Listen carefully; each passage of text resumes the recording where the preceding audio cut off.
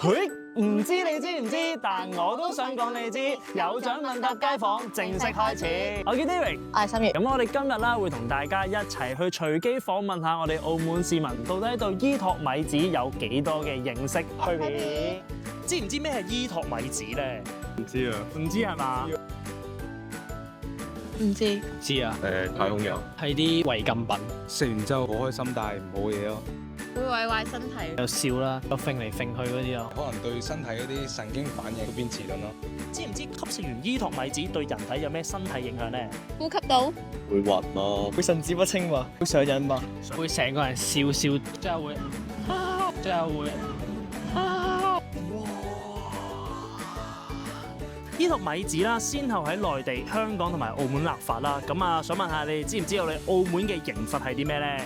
罰錢。 2000蚊，吸毒喎，坐監，好耐。坐。係啦，坐啊係啦，坐監啦。根據禁止不法生產、販賣和吸食麻醉藥品及精神藥物條例，依托米紙於澳門已列為受管制毒品，不法販賣、持有或吸食均屬違法行為，最高刑罰為15年徒刑。拜拜，再見。